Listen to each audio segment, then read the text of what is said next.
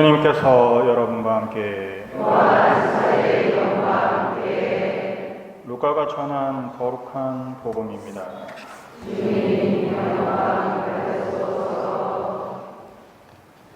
그때 예수님께서 베드로와 요한과 야고보를 데리고 기도하시려 산에 오르셨다.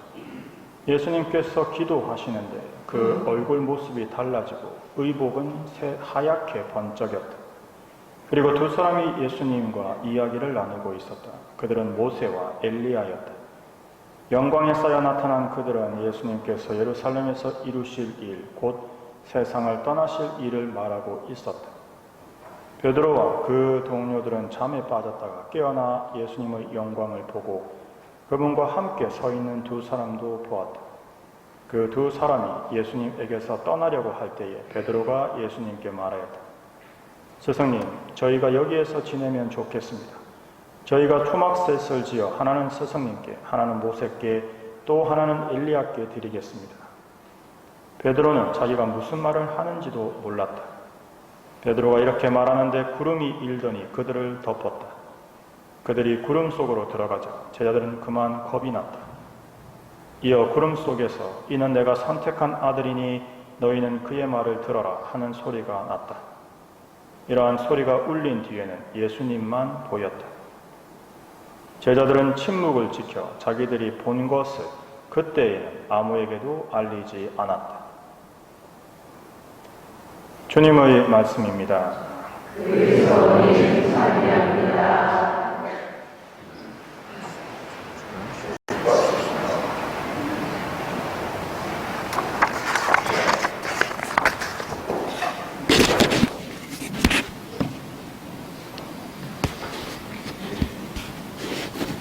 오늘 우리는 거룩한 변모 이야기를 듣습니다. 순환과 죽음에 앞서서 먼저 예수님께서 당신의 영광스러운 모습을 보여주신 사건이죠. 이 사건은 타볼산이라고 불리는 곳에서 일어났다고 전해지는데 이 타볼이라는 말 자체가 히브리어로 높은 이란 뜻입니다. 이 오랫동안 예수님의 거룩한 변모 장소로 알려진 이곳, 이 모세와 엘리야가 만난 이곳에 지금 성전이 지어져 있죠. 우리도 오늘 명상으로 이 거룩한 산에 한번 성지순례를 떠나보겠습니다.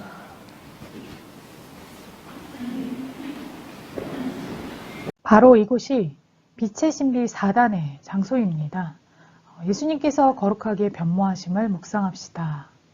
그럼 저희는 이곳에서 사건과 말씀을 듣고 다시 이야기를 나누도록 하겠습니다. 이곳 타볼산은 태고적부터 거룩한 산으로 불려왔던 곳입니다. 구약 성경에서는 여러 곳에서 타볼산이 언급되고 있지만 신약 성경의 예수님의 거룩한 변모에 대해서는 산의 이름을 말하지 않고 높은 산으로만 이렇게 표현을 하고 있습니다. 하지만 오랜 시간 동안 전승으로 구전으로 내려오는 예수님의 거룩한 변모의 장소로 전해지고 있죠. 이곳에는 여러 번 부셔지고 다시 지어졌고요. 비잔틴 시대의 유적을 비롯해 십자군 시대의 유적 등이 많이 남아 있습니다.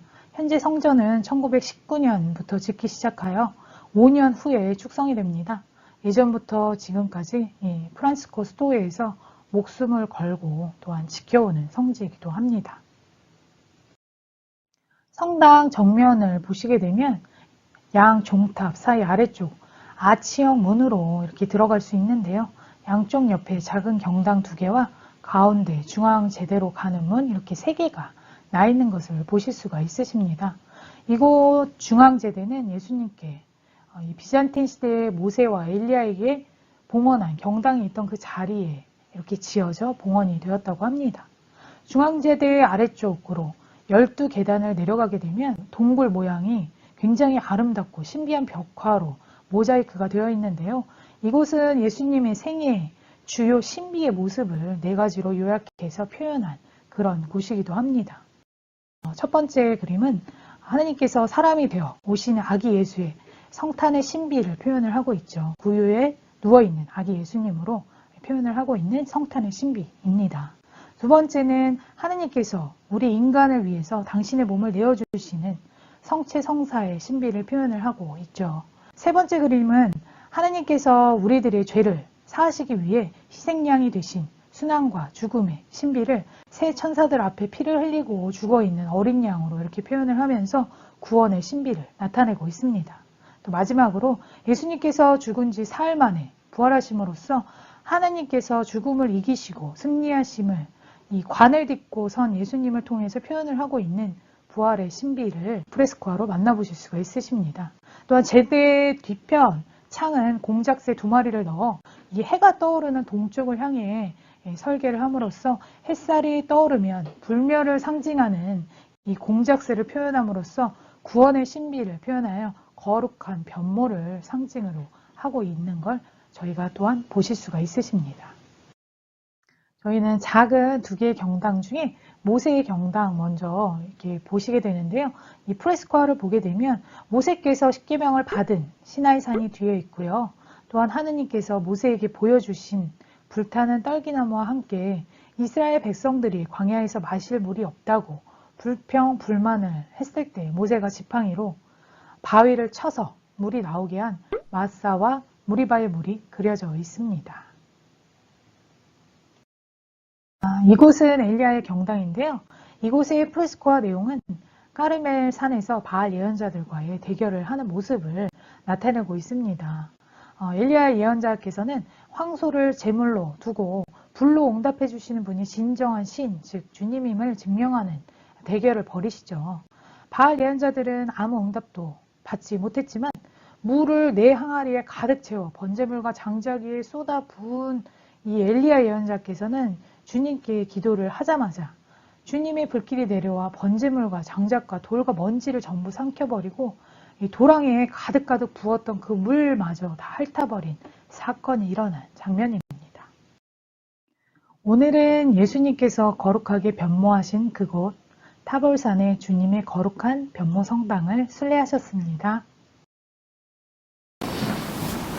예, 우리 타볼산 순례를 하셨습니다. 저 타볼산에서 예수님의 거룩한 변모 사건도 있었지만 또 부활하신 후에 바오로 사도가 한 번에 500명이나 되는 사람들한테 예수님께서 나타나셨다. 그러니까 승천 전의 이야기입니다. 그런 고백이 있죠. 바로 저 산에서 된 것으로 전해지고 있습니다.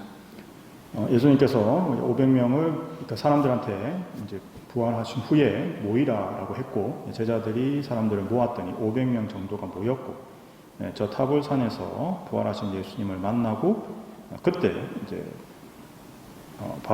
베드로와 이 제자들이 우리가 바로 저 모습으로 예수님께서 순환 전에 당신께서 순환하셔야 함을 말씀해 주셨었다라고 이렇게 그 체험을 전하게 되는 거죠. 우리 신앙은 말 그대로 체험의 신앙입니다. 모세와 엘리야가 그 자리에 소환됐던 것은 바로 그것을 우리에게 말해주는 거죠. 모세와 엘리야는 죽어서 그 자리에 간 게 아닙니다. 살아있을 때 그 자리를 간 것이고 말 그대로 기도 중에서 시간과 공간을 넘어서 자신들이 예언하고 증언하고 있는 인류의 구세주를 직접 만나 배운 것입니다. 따라서 자신의 시간으로 돌아갔을 때 더 강력하고 더 단호하게 구세주께서 오시고 그분이 죽으셔야 함을 전할 수 있게 된 거죠. 우리의 신앙은 체험의 신앙입니다. 제1독서에서도 믿음의 아버지 아브라함도 사실은 수많은 체험을 통해서 믿음이 더욱 커지고 깊어졌듯이 우리 또한 체험을 통해서 성장해야 하는 거죠. 어떻게 하면 우리는 체험할 수 있습니까? 그건 오늘 복음 말씀처럼 내가 선택한 아들이니 너희는 그의 말을 들어야 한다로 주님을 체험할 수 있습니다. 우리는 어떻게 주님의 말씀을 들을 수 있습니까? 바로 성경과 기도를 통해서 들을 수 있는 거죠.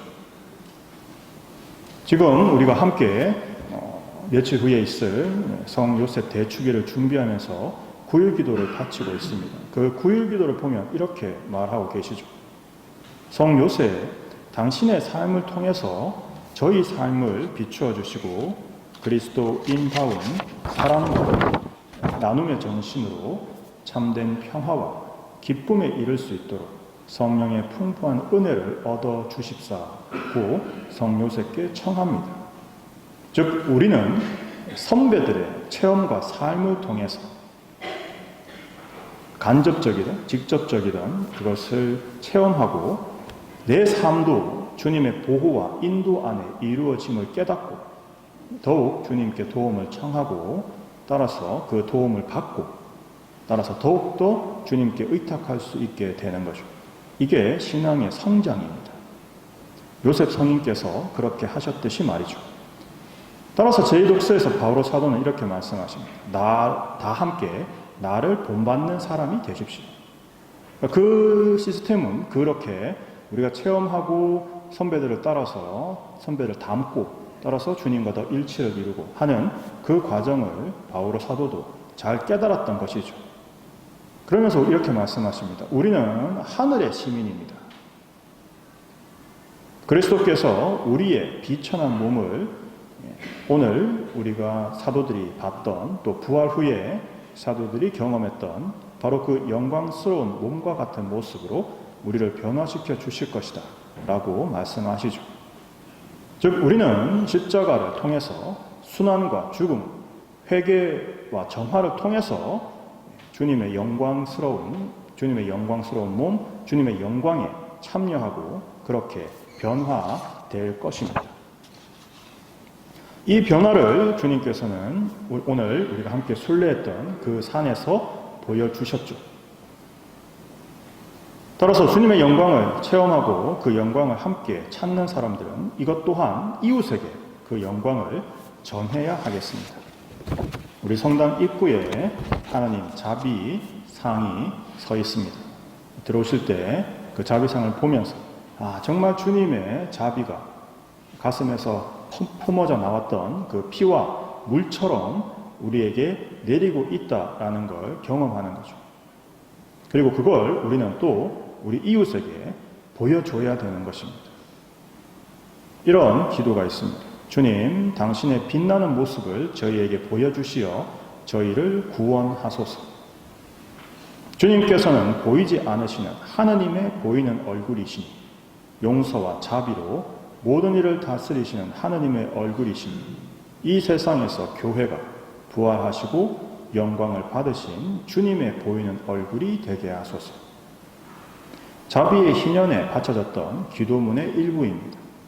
말 그대로 예수님께서 보이지 않는 하느님을 이 세상에 드러내시고 하나님의 사랑과 자비를 보여주시는 그런 얼굴이 되셨듯이 예수님의 자비와 사랑을 온 세상에 전하는 얼굴이 바로 우리가 되게 해달라는 기도죠. 오늘 이 거룩한 변모는 바로 그것을 우리에게 상기시켜 줍니다. 주님의 영광이 우리에게 체험이 되고 우리는 그 체험을 통해서 내가 세상에 주님의 영광을 드러내는 사명을 가진 예언자가 되었다는 것이죠. 따라서 함께 우리 이렇게 기도합시다. 주님, 저희가 주님을 체험하고 저의 삶을 변화시켜 이웃에게 복음을 전하는 제자의 삶을 이루어 주소서. 아멘.